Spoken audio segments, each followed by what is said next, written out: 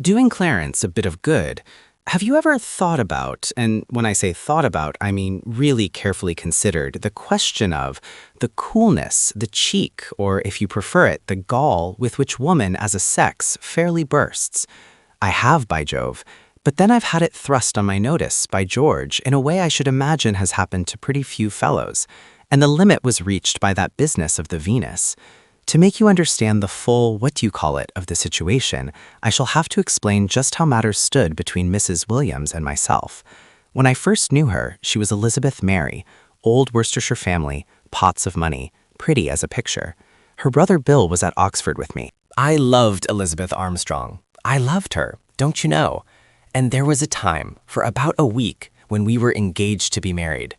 But just as I was beginning to take a serious view of life and study furniture catalogs and feel pretty solemn when the restaurant orchestra played The Wedding Glide, I'm hanged if she didn't break it off. And a month later, she was married to a fellow of the name of Clarence Colton, an artist. What with golf and billiards and a bit of racing and fellows at the club rallying round and kind of taking me out of myself, as it were, I got over it and came to look on the affair as a closed page in the book of my life, if you know what I mean. It didn't seem likely to me that we should meet again, as she and Clarence had settled down in the country somewhere and never came to London. This letter I'm telling you about arrived one morning out of a blue sky, as it were. It ran like this. My dear old Reggie, what ages it seems since I saw anything of you. How are you? We have settled down here in the most perfect old house with a lovely garden in the middle of delightful country. Couldn't you run down here for a few days? Clarence and I would be so glad to see you. Bill is here and is most anxious to meet you again. He was speaking of you only this morning. Do come. Wire your train and I will send the car to meet you. Yours most sincerely, Elizabeth J. P.S. We can give you new milk and fresh eggs. Think of that. P.P.P.S. Bill says our billiard table is one of the best he has ever played on. P.P.P.S.S. We are only half a mile from a golf course. Bill says it is better than St. Andrews. P.P.P.S.S.S. You must come. Well, a fellow comes down to breakfast one morning with a bit of a head on and finds a letter like that. It rattled me rather. However, that bit about the golf settled me. Old Bill met me at the station with the car. Thank goodness you've come, he said as we drove off. I was just about at my last grip. What's the trouble, old scout? I asked. If I had the artistic what's-its-name, he went on, if the mere mention of pictures didn't give me the pip, I dare say it wouldn't be so bad. As it is, it's rotten. Pictures? Pictures. Nothing else is mentioned in this household. Clarence is an artist, so is his father, and you know yourself what Elizabeth is like when one gives her her head. I remembered then, it hadn't come back to me before, that most of my time with Elizabeth had been spent in picture galleries. During the period when I had let her do just what she wanted to do with me, I had had to follow her like a dog through gallery after gallery, though pictures are poison to me. They talk pictures at every meal. It makes a chap feel out of it. As we pulled up at the front door, it opened and a woman's figure appeared. It was Elizabeth, looking just the same as in the old days. Is that you, Reggie? I'm so glad you were able to come. Then Clarence burst on me. He was a little thin, nervous-looking chappie of about 35. His hair was getting gray at the temples and straggly on top. He wore ray and he had a drooping mustache. How do you do, Mr. Pepper? Hark, can you hear a mewing cat? Said Clarence, all in one breath. A mewing cat.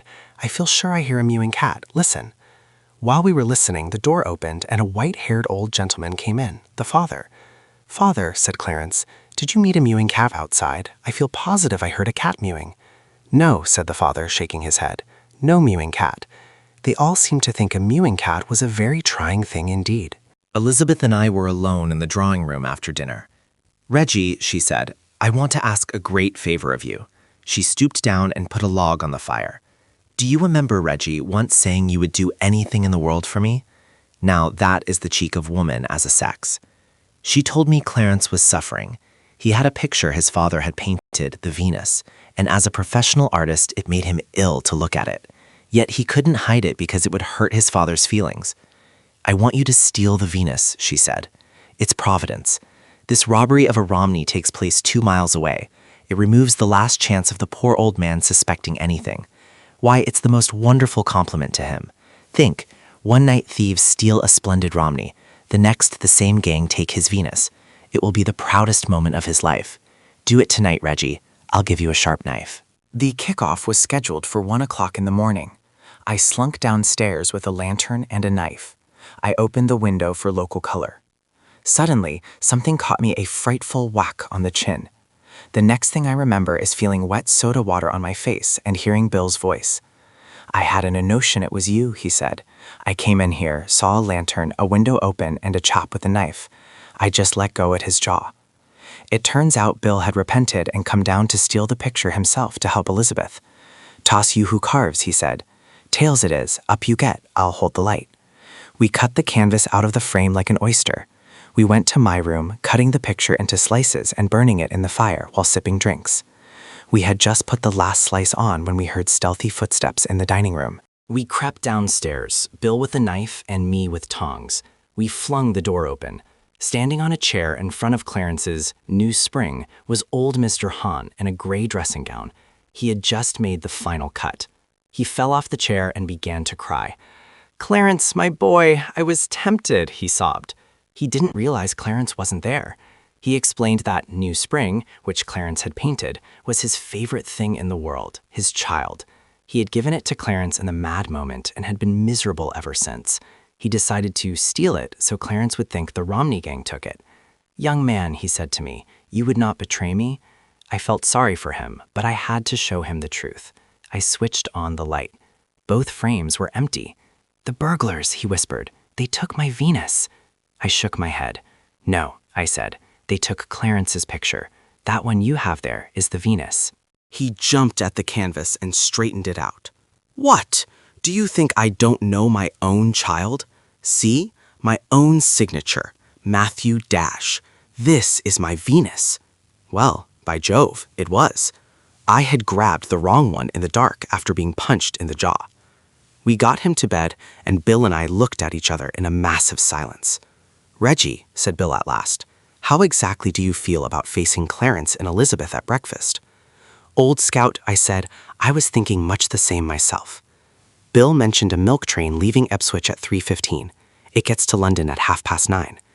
In the circumstances, we decided it was the only logical move.